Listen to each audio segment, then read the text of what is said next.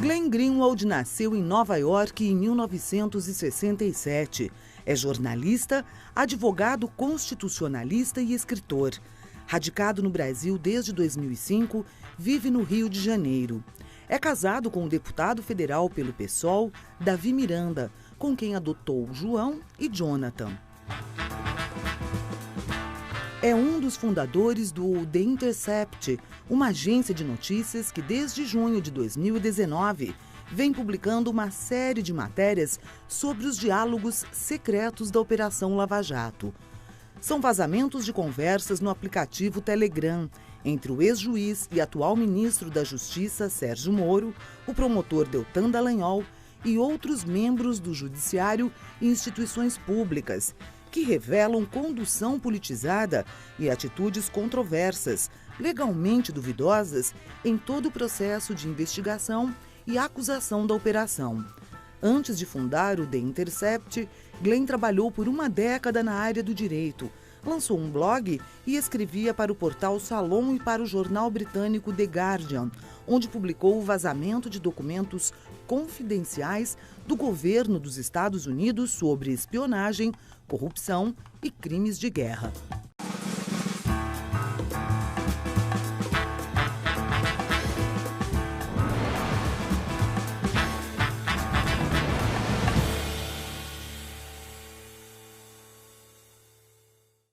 Para fazer este programa estão conosco a jornalista Vanessa Martina Silva, editora da revista Diálogos do Sul, e também a jornalista Eleonora de Lucena, co-presidenta da Tutameia PV.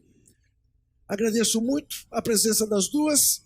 Eu sempre lembro que a Eleonora foi minha chefe, minha chefa na Folha de São Paulo. E agradeço muito a presença do Glenn, que eu sei anda com uma agenda absolutamente lotada. Glenn, eu sei também que você é um brasileiro já, acostumado com as coisas do país. Mas, brasileiro ou não, o seu berço foi os Estados Unidos.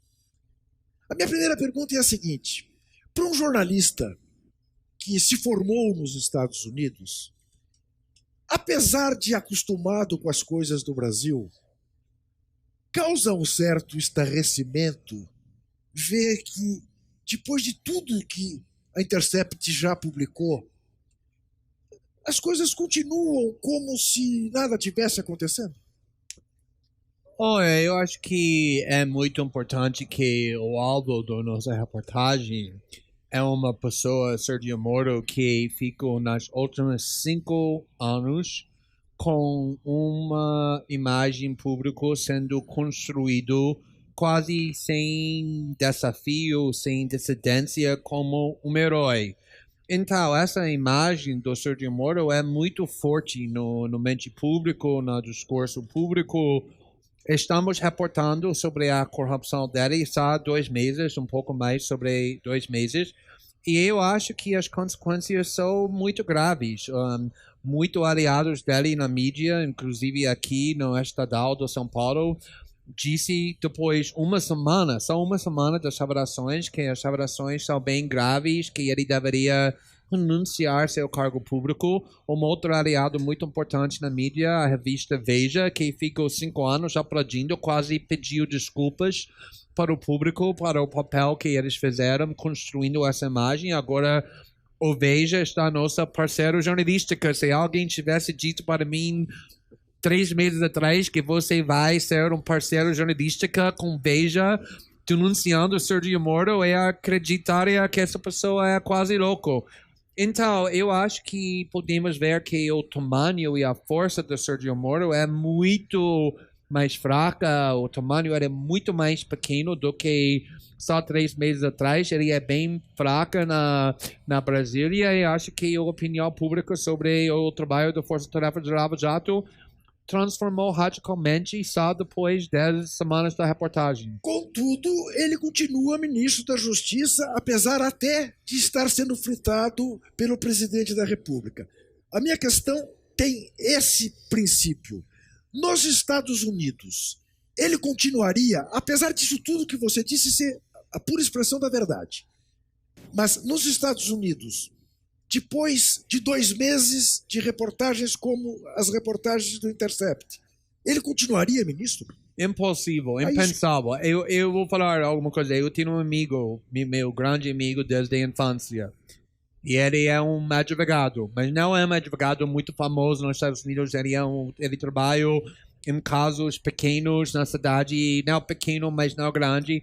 E ele me ligou depois da primeira semana. Ele me disse, se qualquer juiz fizesse o que Sergio Moro fez, mesmo no caso muito insignificativo, inclusive para uma multa para, não sei, velocidade na carro, colaborando com procuradores em segredo, muito menos no caso mais influente, mais impacto, como condenado o ex-presidente da República que está liderando todas as pesquisas para a eleição presidencial, perderia seu cargo sem discutir, sem debater. Ele não conseguiu entender como isso não está acontecendo com Sergio Moro. Glyn, antes de passar para a Vanessa e para a Leonora,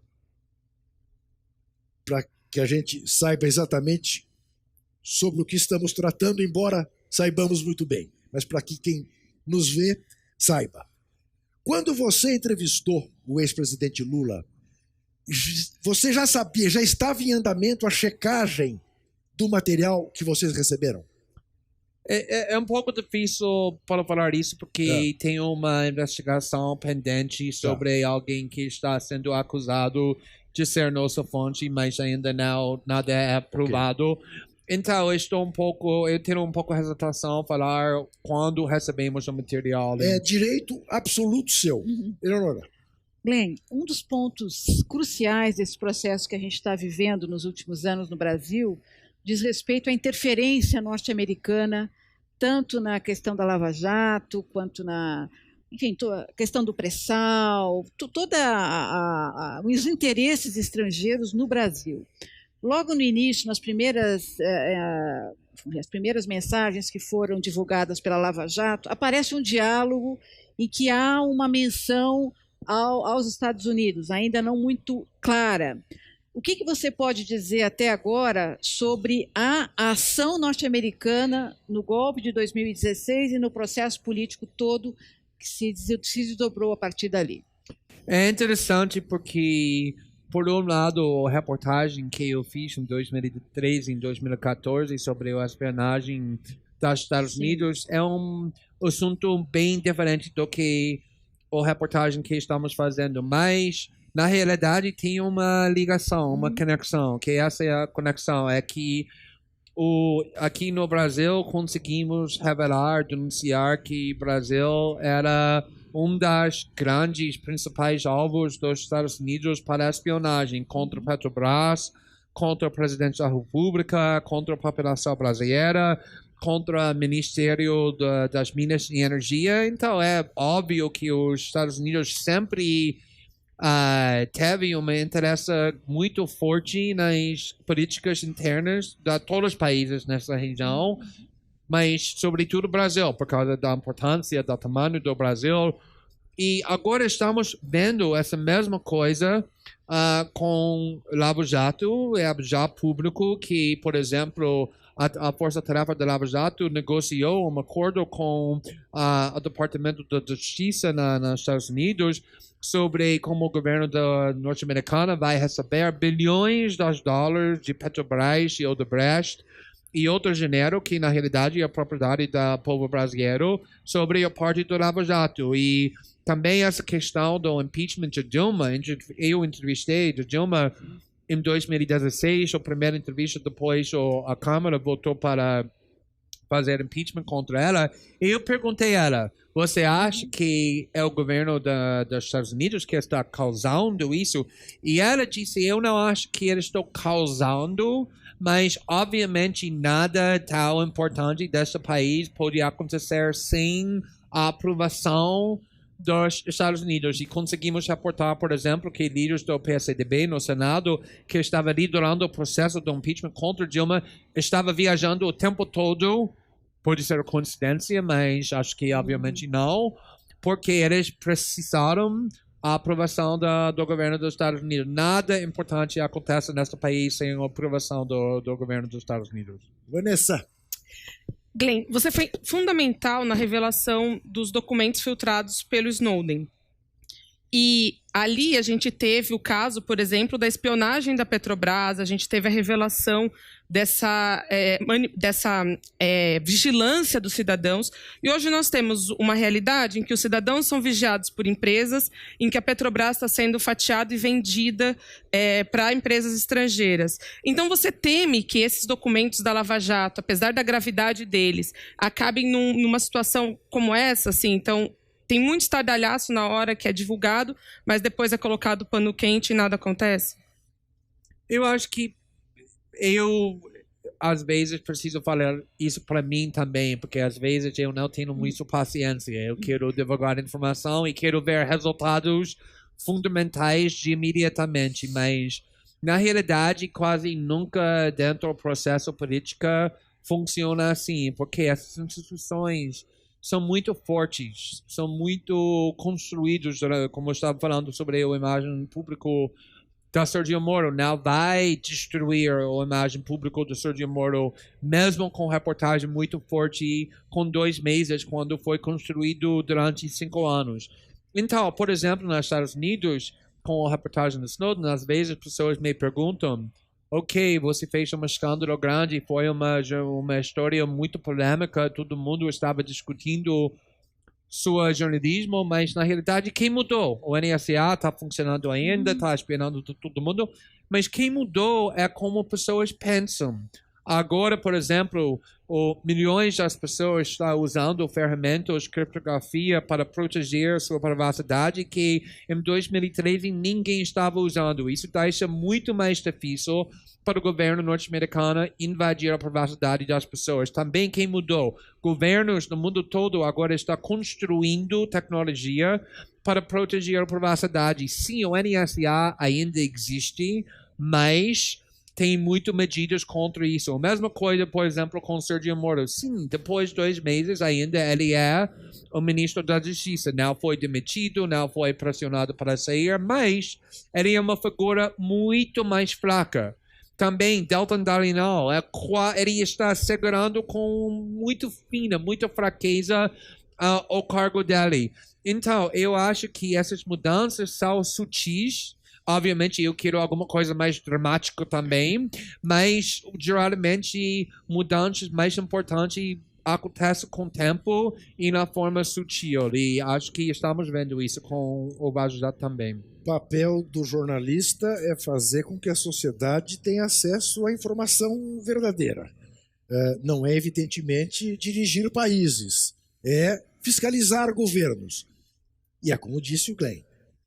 A sociedade informada trata de se defender diante daquilo que é a ameaça.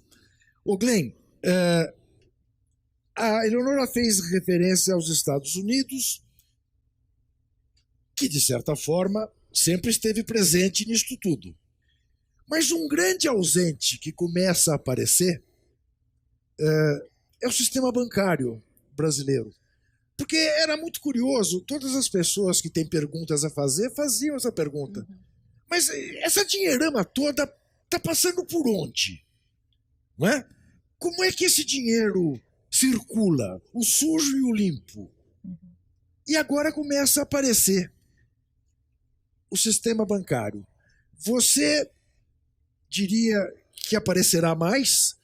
Que teremos mais evidências de como o sistema bancário brasileiro, os grandes bancos do país, quase monopolistas, tem participação em toda essa operação? Olha, é difícil discutir reportagem que ainda não publicamos, sim, porque como jornalista você sabe, é muito fácil errar.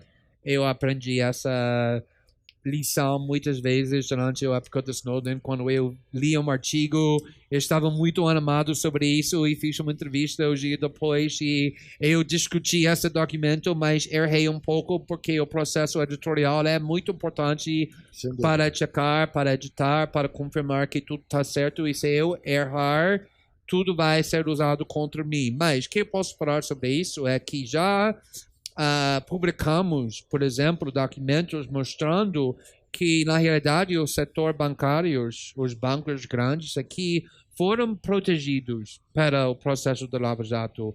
Quase não tinha nenhum processo contra bancários. E Banqueiros.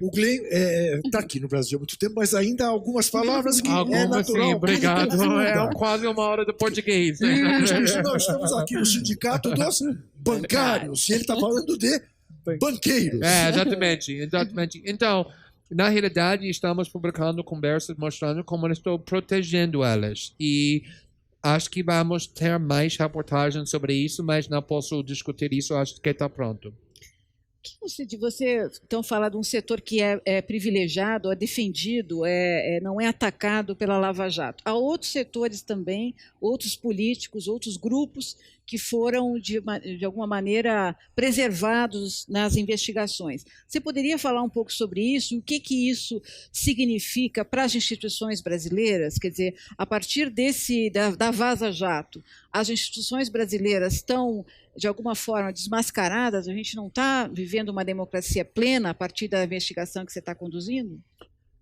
Eu lembro muito bem, no caso do Snowden, publicamos artigos que, na minha opinião, era muito importante, mas não recebeu a atenção que eu achei que mereceu. E às vezes isso por causa de eventos aleatórios, pessoas estão prestando atenção para outras coisas, mas às vezes tem motivos mais sinistros, talvez a gente pode falar. Neste caso, eu acho que o artigo, a reportagem que nós fizemos até agora, que não recebeu a atenção que merece, é a reportagem quando conseguimos mostrar que o Sérgio Moro mandou que o ex-presidente Henrique Cardoso seja protegido. Por quê? Porque ele é um aliado importante do Sérgio Moro e o trabalho do Lava Jato, e não queria merendar ele. Isso, para mim, é um crime. Escolhendo quem vai processar, quem não é seu aliado político, e quem vai ser protegido porque ele é seu aliado político. Então, já provamos isso, já mostramos que, por exemplo, eles tinham uma fixação, uma obsessão condenando a processão do Lula, mas, no mesmo tempo, querendo proteger o ex-presidente Cardoso, apesar do fato que o próprio integrante da Lava Jato está falando que as acusações contra o Instituto do Cardoso eram quase iguais do que as acusações contra o Instituto do Lula, mas eles processaram Lula, mas protegeram o Cardoso. Então, já provamos isso e acho que tem muito mais para reportar sobre isso também. E não deve ser à toa que o ex-presidente Fernando Henrique Cardoso tem minimizado todas as denúncias do Intercept e da Veja, da Folha, enfim, dos parceiros do Intercept. A gente vai fazer um breve intervalo e volta em seguida com a Vanessa. Até já.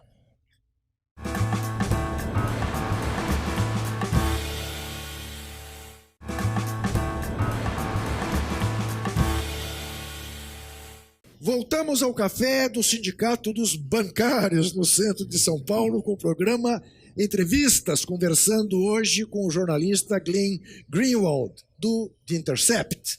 E quem pergunta agora é a Vanessa.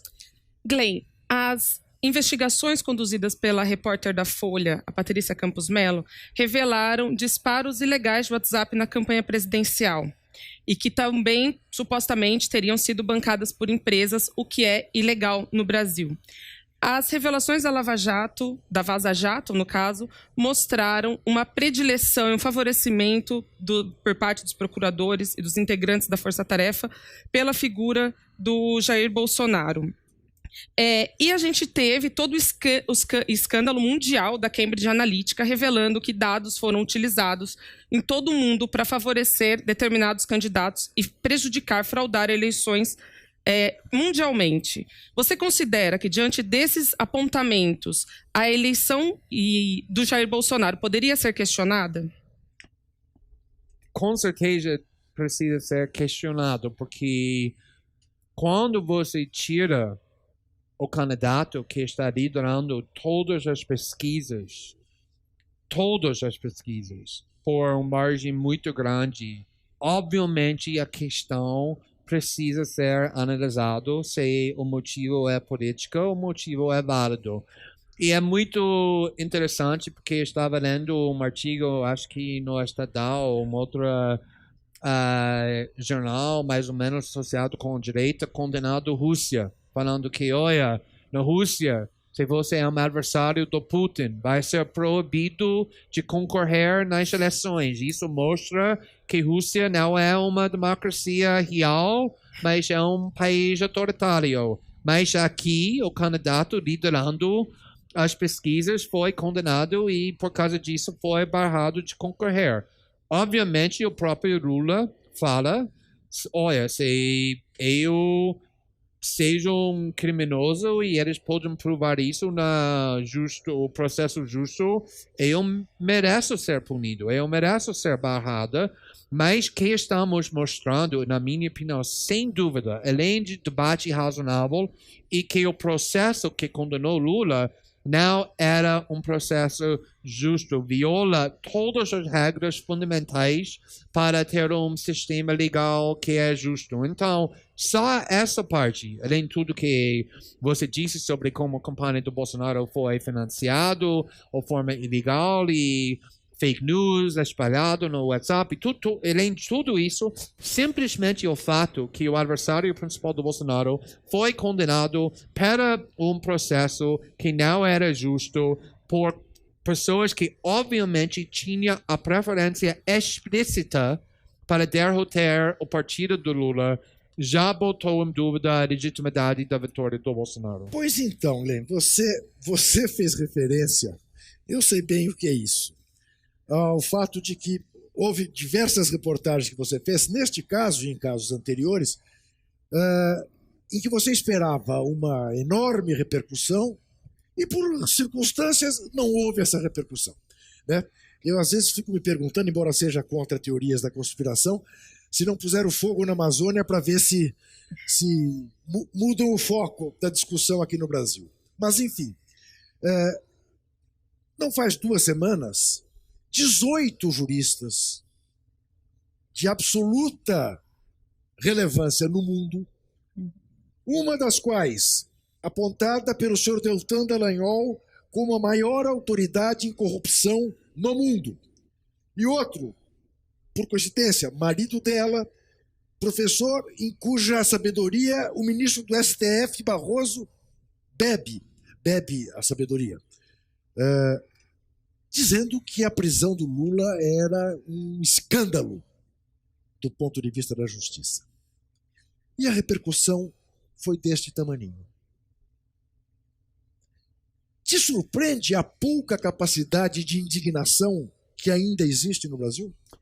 Eu acho que naquela casa foi muito interessante porque eu entrevistei o professor Bruce Ackerman, do Yale, depois ele assinou essa carta. Também estou entrevistando agora outros especialistas no direito e o mundo jurídico que também assinaram essa carta e vamos publicar isso muito logo para enfatizar a importância dessa carta.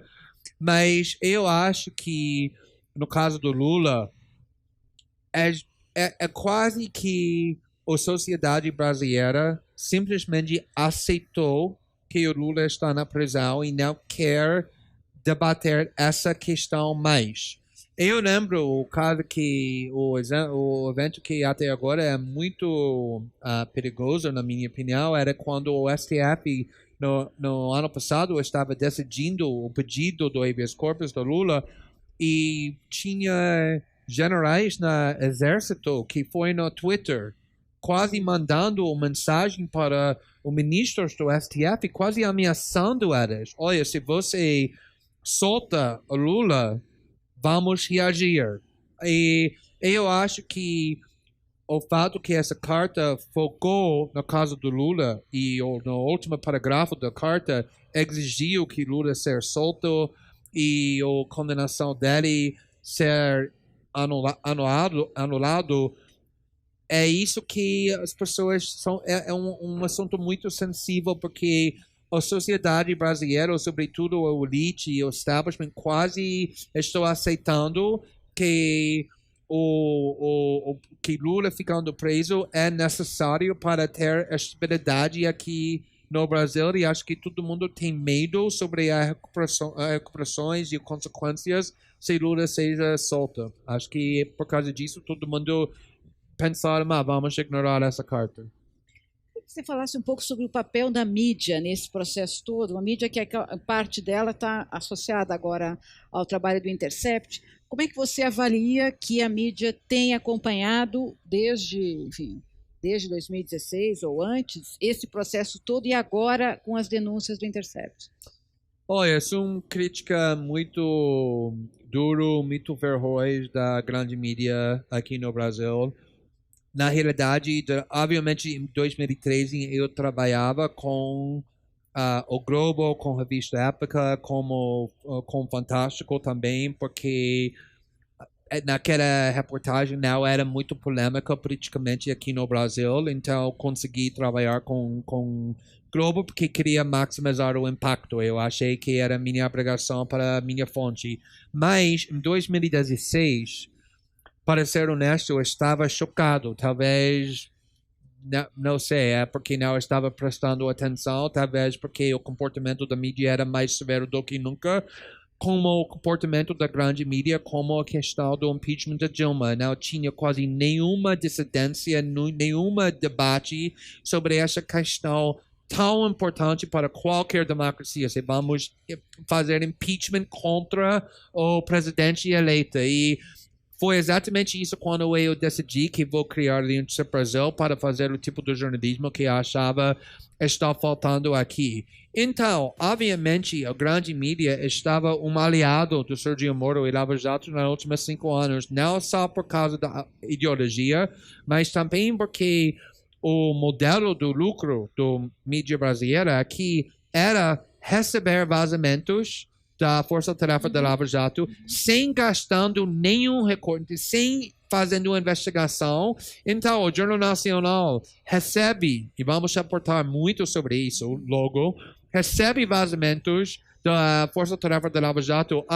Essa política foi acusado na delação por essa outra pessoa. E o Bonner anuncia, assista no Jornal Nacional, temos uma notícia muito importante sobre corrupção. E a audiência é enorme, então o Globo está lucrando muito sem fazendo jornalismo. Então, o papel do jornalismo, do mídia brasileiro aqui, era quase parceiros com Lava Jato e Sergio Moro. Não jornalistas, com exceções, o Folha de São Paulo estava questionando um pouco também os jornalistas independentes, mas quase nada. Então, nossa estratégia desde o começo é como nós vamos superar esse fato. Nós não queríamos ficar isolado, nem sendo atacado pela grande mídia, porque estamos denunciando seu herói, Sergio Moro, e denunciando o projeto que está muito importante para o lucro da mídia brasileira. Então, nossa estratégia era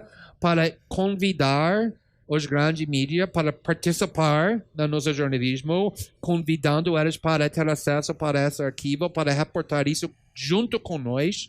E por causa disso, eu acho que o grande mídia, exceto o Globo, estava fazendo o papel do jornalismo com nossas revelações, reportando no conteúdo, mostrando a importância e fazendo um bom trabalho, mas acho que sem nossa estratégia para envolver elas junto com nós, não seria assim. Só para uma coisinha rápida, você lembrou dessa parceria com o Globo no início de 2013, por aí? Eu lembrei agora, quando você estava falando, daquelas últimas cenas do Citizen4, em que os arquivos são destruídos à marretada, né? Que fim levou aquilo? Né? Por que isso foi destruído? Em que medida a gente pode ter agora a certeza de que tudo vai ser revelado? Ou tem alguma coisa que não será revelada? Não, nós não somos Wikileaks, por exemplo.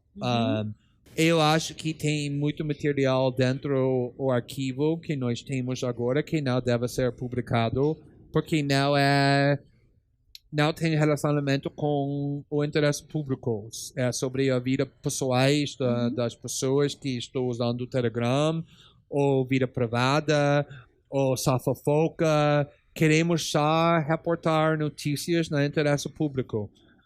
Também tem outras partes do arquivo que acho que não deve ser publicado porque não é justo para as pessoas que estão sendo acusadas. Por exemplo, você tem 3, 4 procuradores acusando alguém de ser corrupto sem evidência, e eu publicasse isso, eu posso destruir a reputação da pessoa sem evidência nenhuma, sem uma oportunidade de defender. É isso que está acontecendo nos últimos 5 anos, pessoas sendo condenadas, não nos tribunais, mas na mídia, sendo acusado, recebendo propina, caixa 2, sem evidência, sem oportunidade. Então, eu não vou participar nessa parte, porque acho que isso não é um bom jornalismo para fazer.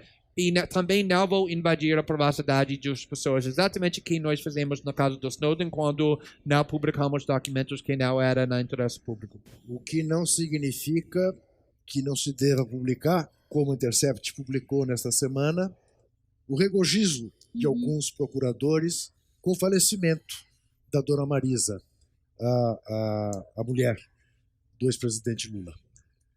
Porque aí é de interesse público a gente saber quem são essas pessoas, qual é a qualidade humana dessas pessoas.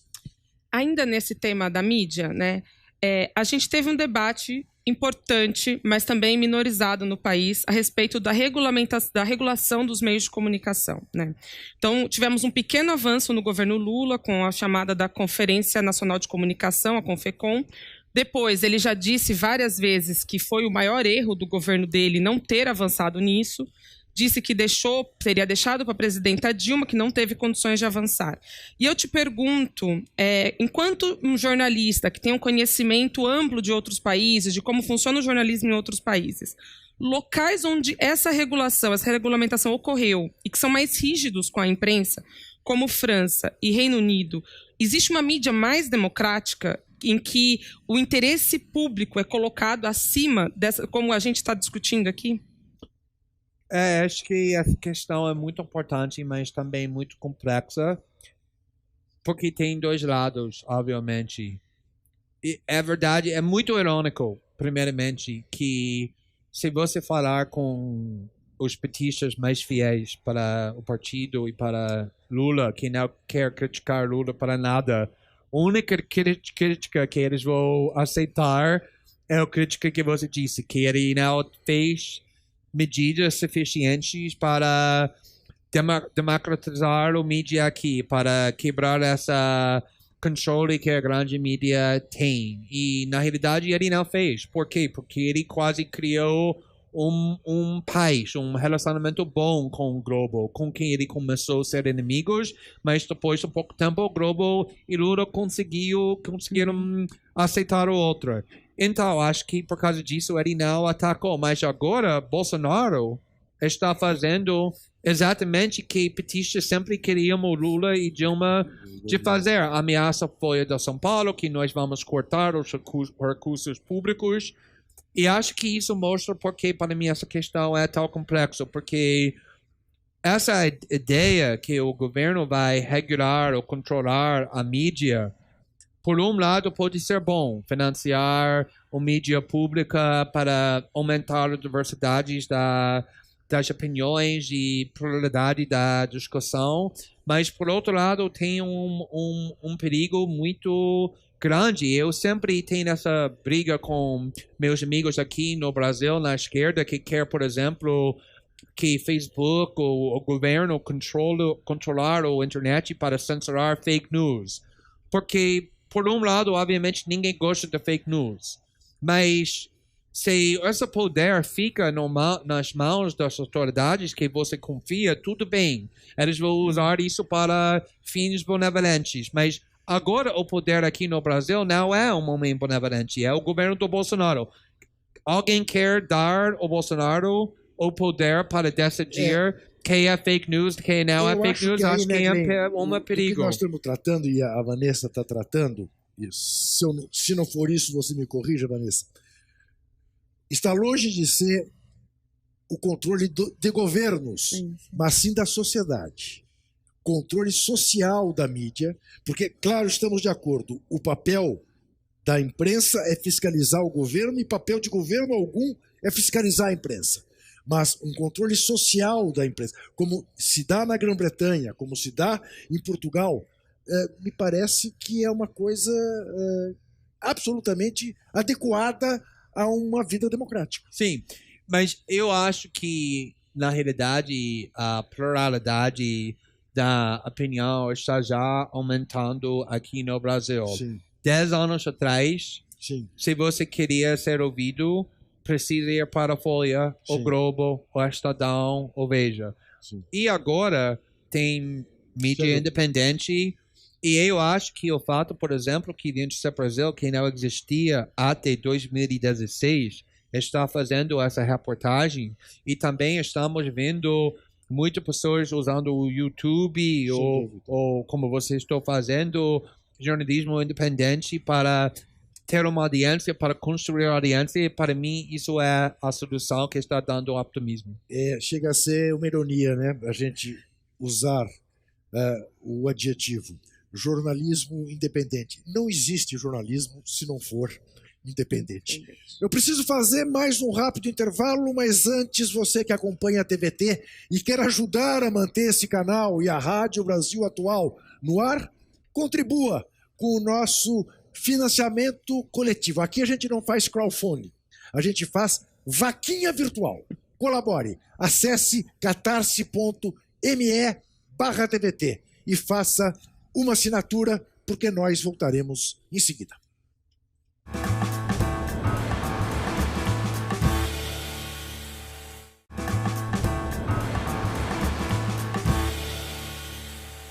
Voltamos ao Café do Sindicato dos Bancários, no centro de São Paulo, com o programa Entrevistas, hoje recebendo o corajoso, o premiado, o competente jornalista Glenn Greenwald. Eu me recuso a chamá-lo de norte-americano, porque, como disse no início do programa, ele está mais do que brasileiro, a ponto de ser corintiano. Mentira, né? Sou carioca. É mentira minha, né? Você é Flamengo. Mais ou menos. Mais ou menos? Eu tenho filhos agora que isso de Maceió, então eu preciso tomar cuidado que eu falo sobre eles isso. são do CSA ou do CRB? Por aí. Exatamente. Tá. Bom, pelo menos então ele não é tão Flamengo como me disseram que ele fosse. Faz favor. Eu queria lembrar aqui da prisão do Julian Assange, que está preso ainda, e o Snowden está na Rússia. Eu queria lembrar que esses dois personagens, aliás, o Chomsky comparou o Assange ao Lula, os dois presos políticos talvez mais importantes que no globo. O que isso significa, o que isso diz sobre a democracia e as instituições globais? Quer dizer, a opinião pública ou a mídia global também coloca a questão do Assange, a questão da divulgação dessas informações, tenta esconder isso. Como é que você vê a mídia global encarando essas divulgações e essas prisões? Em que medida isso te atemoriza? Porque são dois personagens dos quais você esteve tão próximo. O caso do Wikileaks acho que é muito, muito importante, porque o que aconteceu é que o governo do Obama queria muito prender Julian Assange, processar Julian Assange, por causa dos documentos que ele estava divulgando em 2010 e 2011 sobre a guerra da Iraque e Afeganistão e outros documentos bem segredos. O problema para o governo Obama é que eles não conseguiram resolver essa questão. Como pode prender e processar Julian Assange para publicando esses documentos sem prendendo e processando The New York Times e The Guardian e El País, que publicaram os mesmos documentos? Então, o que eles tentaram de fazer é provar que Julian Assange não simplesmente recebeu documentos na forma passiva, mas participou com sua fonte, Chelsea Manning, para obter esses documentos, mas não conseguiram encontrar nenhuma evidência que ele fez isso, então desistia com esse processo. E também Julian Assange tinha outros problemas legais, então eles pensaram, tudo bem, vamos deixar ele com esses outros problemas. Agora, o governo Trump decidiu que não, eles têm evidência muito pequena, que o Julian Assange não simplesmente recebeu documentos na forma passiva, mas encorajou o Chelsea Manning para pegar mais documentos. E isso é uma teoria muito, muito perigosa, porque todos os jornalistas estão fazendo isso todos os dias. So, se você é um jornalista e sua fonte te dá documentos e você olha, você fala sempre, seria muito bom se também eu posso reportar essa outra parte da história. Agora o governo dos Estados Unidos está criminalizando jornalismo investigativo na forma que, na realidade, quando, por exemplo, começamos trabalhando com nossa fonte, neste caso, nossos advogados disseram, olha, a coisa mais importante é que não pode encorajar, nem falar nenhuma palavra que pode ser interpretado como você está participando neste processo. Você pode só receber. E, na realidade, tinha muitas vezes quando eu queria pedir outra informação e eu não pedi, porque eu sabia que o governo Bolsonaro vai copiar esse processo. Eu quero deixar claro publicamente que você é muito mais cuidadoso do que eu, porque eu peço. Não, mas eu queria, mas isso limitou o jornalismo que, na realidade, eu deveria de fazer. E o problema é que nos Estados Unidos, 5, 6, 8 anos atrás, a direita norte-americana odiava Julian Assange porque ele estava vazando documentos sobre o governo Bush. Em 2016, agora, os liberais, o Partido Democrata, também odiava Julian Assange porque ele vazou documentos sobre Hillary Clinton. Então, eles estão esperando isso, que Julian Assange é uma figura muito deletéria. Exatamente, para processar injustamente e criando um precedente que vai destruir a liberdade da imprensa, não só nos Estados Unidos, mas obviamente muitos governos, inclusive aqui no Brasil, estão olhando para esse exemplo, pensando, vamos fazer a mesma coisa. Obviamente, o governo dos Estados Unidos criou leis muito repressivas que fala, por exemplo, se você trabalha dentro do governo dos Estados Unidos e você descobre crimes sendo cometidos pelas pessoas mais poderosas, e você vaza documentos que o governo disse que são segredos, você não pode vazar. E você vai para o tribunal e você está sendo processado criminalmente. Obviamente, o exemplo mais famoso é Daniel Ellsberg, que vazou os papéis do Pentágono, que mostrou que o governo dos Estados Unidos estava mentindo durante muitos anos sobre a guerra da Vietnã. E o Daniel Ellsberg queria entrar ao tribunal e admitir, sim, eu vazei esses documentos, mas eu estava justificado porque eu descobri que o governo dos Estados Unidos estava mentindo, estava sendo corrupto. Mas a lei que eles criou disse que isso é proibido para usar seu motivo. Se você vaza documentos segredos, você é culpado sem o direito para justificar. Então, isso é o caso do Edward Snowden. Ele não tem a capacidade para justificar. Sim, mas voltando a você, você, pelo que está dizendo, de certa maneira, se sente mais livre para trabalhar aqui no Brasil do que se você estivesse lá fazendo o tipo de trabalho que você faz.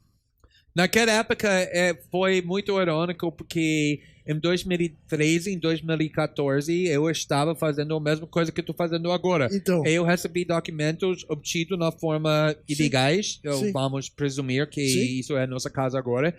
E ninguém no Brasil, nenhum jornalista, nenhum político, eu fui 2 vezes para o Senado, disse que você está fazendo é criminoso ou antiético porque a reportagem que estamos fazendo foi para o benefício do Brasil. É só agora que pessoas estão falando no Senado, quando eu fui para o Senado, também para a Câmara, tem membros do Congresso falando, vamos chamar a Polícia Federal, essa cara deve ser preso antes ele sai. Mas em 2013 ninguém disse isso. Você já recebeu alguma crítica de algum jornalista que você respeitasse? Às vezes tem jornalistas, por exemplo, questionando... Não, eu não posso pensar sobre um exemplo assim. Eu não quero... Eu tenho certeza que, pelos que eu li, tenho certeza que não. Não, mas olha, às vezes eu olho para um artigo que publicamos e penso talvez seria melhor para fazer isso de uma forma diferente. Mas todos nós. Mas, na realidade, é interessante porque é um pouco... Nos Estados Unidos, durante a reportagem dos Estados Unidos, a maioria da mídia estava meio apoiando, mas não todos. Tem alguns falando que eu deveria ser preso. Aqui no Brasil, quase a grande mídia está nos apoiando, com a exceção do Globo, mas mesmo o Globo não está falando que ele deveria ser preso. Sim, então... mas há jornalistas, os jornalistas que viraram políticos, você, por exemplo, recebeu elogios para pôr no seu currículo da deputada Joyce Hasselman. Sim. Não é isso? E outros mais ou menos do mesmo estilo dela. Olha, quando eu penso sobre quem tem credibilidade para opinar sobre jornalismo, uma pessoa que foi expulsa da profissão por causa de plágio continua, não é em cima da lista que as pessoas que estão ouvindo. Então, o fato que ela e pessoas como ela estão me criticando não está me impedindo de dormir. Só lembremos que ela fez a biografia de Sérgio Moro. Glenn. Sem falar com Sérgio Moro, sem falar com ninguém. Não precisava. Glenn, eu tenho muitos amigos que são estrangeiros morando no Brasil e eles estão com medo agora, a partir da publicação da portaria 666 pelo Sérgio Moro. Tem medo de um aumento da xenofobia e de uma perseguição por algum ativismo, algo que eles possam vir a fazer. Você chegou a declarar que isso era um terrorismo por parte do governo brasileiro e que era feito para te afetar, né? E ali, nessa portaria, a gente tem termos como a deportação sumária por ser perigoso, ser uma pessoa perigosa, o que é muito genérico e muito vago e permite muita interpretação. Você acha que essa ação nos leva para um caminho bem perigoso enquanto uma nação supostamente democrática? Com certeza. Eu acho que, por exemplo, naquele dia, quando o Sérgio Moro acordou e decidiu, por motivos que até agora não são muito claros, que ele vai decretar o poder que ele tem para expulsar estrangeiros sem processo, na forma sumário que ele pode simplesmente decidir. No começo, a pessoa estava pensando que talvez é sobre mim. Ele negou. Ele disse porque sou casado com brasileiros, que tenho filhos brasileiros, essa portaria não pode ser usada contra mim, que tecnicamente é verdade. Mas, às vezes, pode criar um clima quando você está mostrando o seu poder, quando você está intimidando pessoas. Olha o poder que nós temos. Então, se você seja um estrangeiro, você deveria tomar muito cuidado, porque nós podemos te expulsar qualquer minuto. Então, às vezes, sem usar essa portaria, pode ter muitos efeitos. Exatamente isso. Estrangeiros que estão aqui sendo casados com brasileiros, sem ter filhos brasileiros, obviamente agora tem medo, pensando, se eu manifestar contra o governo Bolsonaro, eu posso ser expulso. Eu acho que o motivo é exatamente isso, criar esse clima da intimidação. Trump e Bolsonaro, os dois têm diferenças e semelhanças. Quem, do ponto de vista da liberdade de imprensa, é mais preocupante, na sua visão? Eu nunca gostei dessa comparação, por exemplo, entre Trump e Bolsonaro, que na realidade a mídia norte-americana, a mídia na Europa estão fazendo só porque é muito simples entender. Eu acho que Bolsonaro é uma figura muito mais perigosa do que Trump, porque Trump é simplesmente uma oportunista, ele não tem uma ideologia. Ele, por exemplo, estava apoiando Bill Clinton, Hillary Clinton, a vida toda. Ele está doando dinheiro para os democratas, ele está apoiando LGBTs e de repente ele viu uma oportunidade e ele fez isso como um oportunista. Para mim isso é menos perigoso do que uma cara como Jair Bolsonaro que tem uma ideologia muito fixa, muito forte sobre poucos assuntos, mas muito fixa durante 30 anos. Mas eu acho que... Como é que você define essa ideologia? Eu acho que tem muitas pessoas lá fora do Brasil que ainda não estão entendendo isso. Eles estão entendendo o Bolsonaro como um parte da nova direita. Por exemplo, Donald Trump, Marine Le Pen, Nigel Farage no Reino Unido. Ele não é assim. Por exemplo, ele fala o tempo todo sobre comunismo, comunistas e contra LGBTs. O direita extremista na Europa, também Donald Trump, nunca fala comunismo, nunca fala contra LGBTs. Ao contrário, eles estão tentando explorar, por exemplo, LGBTs, porque a preocupação deles é estigmatizar e atacar muçulmanos e imigrantes. O Bolsonaro tem essa mentalidade da Guerra Fria. Ele está lutando contra comunistas como estamos nas 60. E isso é muito preocupante, na minha opinião, porque foi crimes contra a humanidade horríveis que foram feitos no nome desta causa. E também outra diferença é que nos Estados Unidos é uma democracia muito mais velha, obviamente, do que o Brasil. E por causa disso, as instituições que protegem as instituições da democracia são muito mais fortes do que as instituições aqui. Posso só... já que você entrou nesse tema da questão LGBT, você tem sofrido muitos ataques pela sua vida, né? Ameaça a sua vida, dos seus filhos, do seu companheiro. E muitas das coisas que a gente vê num nível muito desumano e muito virulento, assim. Você acha que parte dessa agressão e dessa forma de agir tem a ver com o fato de você ser homossexual e ter um companheiro? Totalmente.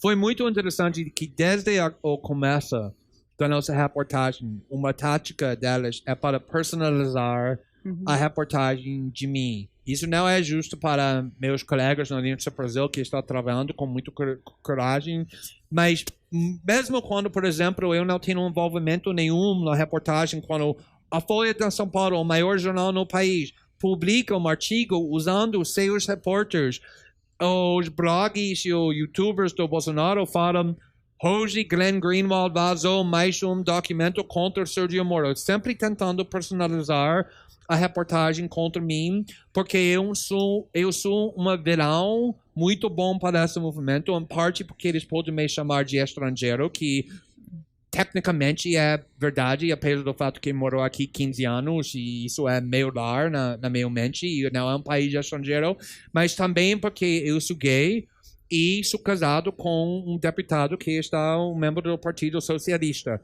Então, esse fato que nós, desde o começo, o meu marido e eu, nós queríamos usar nossa plataforma pública para mostrar, por exemplo, a juventude LGBTs, que esse ódio que está sendo estimulado contra elas e as mentiras, você vai ter uma vida sem felicidade, sem alegria, sem família, solidão, é uma mentira. Então, estamos usando essa plataforma. Olha, nós somos uma família, nós somos um casal casado 15 anos, temos 2 filhos lindos, temos uma família completa, mas, por outro lado, com certeza, eles estão usando isso para estimular ódio contra mim, porque grande parte do movimento do Bolsonaro é estimulando e sendo impulsionado para ódio contra LGBTs. Então, o fato que o jornalista, no centro dessa reportagem, eu sou gay, abertamente gay, orgulhosamente gay, com certeza é uma ferramenta que eles estão usando para estimular ódio contra mim. A melhor maneira de encerrar esse programa, embora a gente ficasse aqui horas conversando, é impossível. Eu só queria fazer uma mediação em relação a tudo isso que o Glenn disse agora no fim. Na verdade verdadeira, todo o ódio devotado a ele e à equipe que ele comanda brilhantemente tem a ver simplesmente com um fato. Ele está deixando o rei nu. O rei e toda a família real. E há certas pessoas que não podem conviver com a verdade. O The Intercept iluminou o fato e relata fielmente o que acontece e o que aconteceu na Operação Lava Jato. Isso é imperdoável para os bolsomínios, que aí se revestem de todas as suas características homofóbicas e papapá, como você está cansado de saber. Eu quero agradecer muitíssimo a presença das duas brilhantes jornalistas que me acompanharam. Agradecer demais a tua presença, Glenn. Estamos aí, tá? Você tem em nós, saiba, não apenas fãs, como pessoas dispostas a combater esse bom combate que você é capaz de empreender. Quero agradecer também aos nossos telespectadores e lembrar que tem entrevistas toda quinta-feira às 10 horas da noite aqui na TVT de São Paulo, canal 44.1. No YouTube, ao vivo, a qualquer hora, em qualquer lugar do planeta Terra. Para nos apoiar, acesse o endereço catarse.me/TVT. Até semana que vem e não se esqueça, desesperar jamais.